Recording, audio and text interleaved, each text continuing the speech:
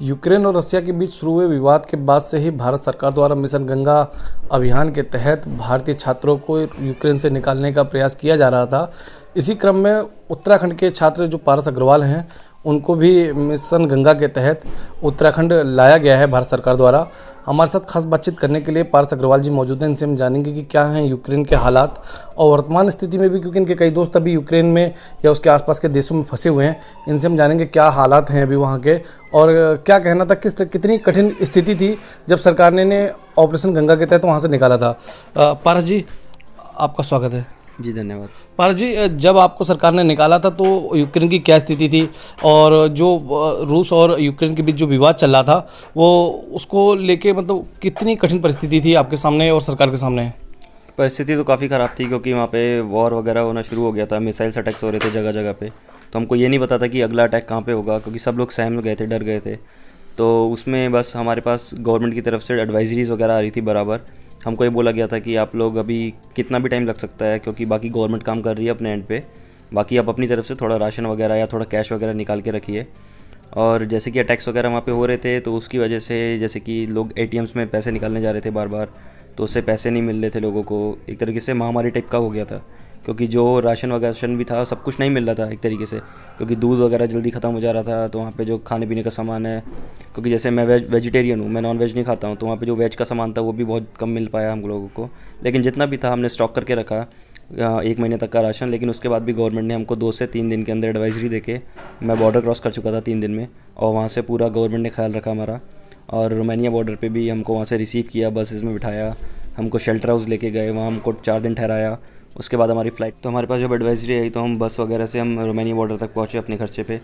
तो वहीं तक था जो मेरा खर्चा हुआ वहाँ पे। उसके बाद रोमानिया बॉर्डर क्रॉस करने के बाद 1 भी रुपया नहीं लगा मेरा घर तक पहुँचने का, क्योंकि वहाँ से रोमानिया बॉर्डर क्रॉस करने के बाद गवर्नमेंट ने हमको, मतलब एम्बेसीज़ के वॉलंटियर्स ने हमको रिसीव किया। वो लोग हमको कैपिटल में शेल्टर हाउस तक ले गए, वहाँ हमको 3-4 दिन ठहराया। वहाँ हमारा खाने का ध्यान पूरा रखा गया, हमारे मतलब ज़रूरतमंद चीज़ें कि जैसे कि आपका टूथब्रश, टूथपेस्ट, आपके अंडरवियर बनियान, या फिर आपका और कोई भी ज़रूरतमंद का सामान हो, जैसे कपड़े अगर आपके गंदे हो रहे हैं, आपको कपड़े नहीं चाहिए, तो वो तक आपको प्रोवाइड किए गए। आपको रजाई, कंबल, तकिए के कवर, A to Z सारा चीज़ का ख्याल रखा गया। और उसके बाद वहाँ से हमको गवर्नमेंट ने रिसीव किया 2 तारीख को रात को, और हमको वहाँ से फ़्लाइट के लिए ले गई एयरपोर्ट। वहाँ से हमको फ़्लाइट में बिठाया गया और हम 3 तारीख को सुबह दिल्ली लैंड हुए। वहाँ हमको उत्तराखंड सरकार के लोगों ने रिसीव किया। उसके बाद उन लोगों हमको वहाँ ले गए उत्तराखंड सदन। वहाँ से उन लोगों ने हमारी टैक्सी वैक्सी करा के हमको हमारे घर तक पहुँचाया। पारस जी, अभी भी आपके कई दोस्त जो कि दूसरे देश के होंगे और यूक्रेन में फंसे होंगे, क्या उनके लिए उनके देश के लोग कुछ वैसी व्यवस्था कर रहे हैं जैसी भारत सरकार ने की है? मतलब उनको खाली ये एडवाइजरी दे दी है कि वो लोग बॉर्डर क्रॉस कर सकते हैं, बाकी कोई हेल्प नहीं है उन लोगों को एज सच, जैसे इंडियन एम्बेसी, इंडियन गवर्नमेंट कर रही है। उन तक बस इतना ही कहा जा रहा है कि उनको कि आप बॉर्डर क्रॉस कर लीजिए, और आपको जो भी आना है, आपको अगर अपने घर तक भी जाना है तो आपको अपने खर्चे पे जाना है।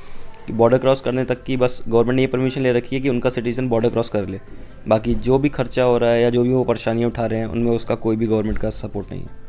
अच्छा, कुछ ऐसी तस्वीरें सामने आई थी और कुछ ऐसी बातें भी सामने आई थी कि दूसरे देश के जो छात्र हैं वो भारतीय तिरंगा लेके निकल रहे हैं भारतीय छात्रों के साथ, क्योंकि रूस भारत का मित्र देश कहा जाता है, और रूस की सेना जो है तिरंगे जो लिए छात्र थे उनको कुछ कह भी नहीं रही थी, ऐसा बताया जा रहा था। उस पर आपका क्या कहना है? क्या आपने कुछ ऐसी घटनाएं देखी हैं, ऐसा कुछ सुना? मतलब मेरे साथ जितने भी गए थे वो तो सारे इंडियंस थे, लेकिन जो मेरे दोस्त मेरे बाद में निकल के आए हैं कीव वगैरह से या खारकीव वगैरह से बसेस के अंदर, तो उनके साथ भी कुछ पाकिस्तानीज़ ने उनको कांटेक्ट किया कि हमको भी ले चलो अपने साथ, क्योंकि हम भी फिर निकल जाएंगे, क्योंकि आप लोगों के साथ इस झंडे के अंडर में, वरना हमारे को कोई रोक देगा या फिर हमें कोई दिक्कत आ सकती है रोड वगैरह में। और बाकी जब मेरी बस जो मेरी 50 जनों की, हमारी 50 इंडियंस की जो बस थी जो हम लोग करके निकले थे, उसकी भी चेकिंग नहीं हुई थी, क्योंकि बॉर्डर्स से पहले चेक पॉइंट्स होती हैं हर एक सिटीज़ की। तो उस चेक पॉइंट्स पे भी हमको डायरेक्टली पास कर दिया गया था, हमारी बस को नहीं रोका गया था। अच्छा, तिरंगा लगा था आपकी बस पे? जी, हमारी बस पे 2-2 तिरंगे लगा रखे थे हम लोगों ने, आगे और पीछे दोनों तरफ। वहाँ पे जैसे कि भारत सरकार के 4 मंत्री थे और 4 मंत्री लगातार अभी भी बने हुए हैं वहाँ पे, और युद्ध जैसी स्थिति है। क्या बात हो रही है आपके दोस्तों से, किस तरह की स्थिति बता रहे हैं वहाँ की? और क्योंकि स्थिति तो काफ़ी बिगड़ती जा रही है, किस तरह की स्थिति है अभी वहाँ पे? स्थिति काफ़ी मतलब बद से बदतर होती जा रही है यूक्रेन के अंदर, क्योंकि अभी वो बिल्कुल ही आउट ऑफ कंट्रोल हो गया है, क्योंकि पुतिन भी बोल चुका है कि अब मतलब समझौता नहीं हो पा रहा है। तो उसके चक्कर में उन्होंने ब्लास्ट वगैरह की फ्रीक्वेंसीज़ बढ़ा दी है, हमले वाले की फ्रीक्वेंसीज़ बढ़ा दी हैं, अटैक्स बराबर हो रहे हैं। और जो बम ब्लास्ट हैं, अब क्या है कि सिविल वॉर भी हो सकता है, क्योंकि जब एक तरीके से आर्मी हारना शुरू करेगी तो लोग जो नापसंद करते हैं रशिया को या पुतिन को, तो वो भी रोड पर उतर जाएंगे लड़ाइयों के लिए। तो उससे क्या हो सकता है, चोरी चकारी या मार धाड़ ज़्यादा बढ़ सकती है। तो इसलिए जो बच्चे अभी जो फंसे हुए हैं कुछ, तो वो भी यही कोशिश कर रहे हैं कि वो जल्दी से जल्दी निकले, उनके पास जल्दी से जल्दी कोई ना कोई एडवाइजरी आए। आप भारत जब से आए हो तब से आपकी यूनिवर्सिटी की तरफ से कोई संपर्क किया गया आपसे? जी, हमसे हमारे टीचर्स वगैरह ने बराबर पूछा कि आप लोग सेफ़ली पहुंच गए हैं, नहीं पहुंच गए हैं, क्योंकि उन्होंने हमको ये भी इन्फॉर्म किया गया कि आपकी क्लासेस ऑनलाइन चलेंगी 12 मार्च से। अच्छा, अभी नहीं चल रही हैं? जी, अभी उन्होंने हमको होल्ड पे रखा है, क्योंकि उन्होंने बोला है कि पहले आप लोग अपनी हेल्थ वगैरह देखिए, आप लोग अपनी मेंटल स्टेट देखिए, आप लोग एकदम सेटल्ड हो जाइए, आप सेफ़ली घर पहुंच जाइए, उसके बाद हम ऑनलाइन क्लासेस शुरू करेंगे।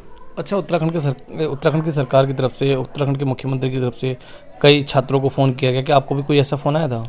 मेरे को फ़ोन नहीं आया था, लेकिन जब मैं उत्तराखंड सदन गया था तो वहाँ के जो वॉलंटियर्स वगैरह थे, यहाँ के या कार्यकर्ता जो लोग थे, उन्होंने हमारी बात कराई थी मुख्यमंत्री जी से।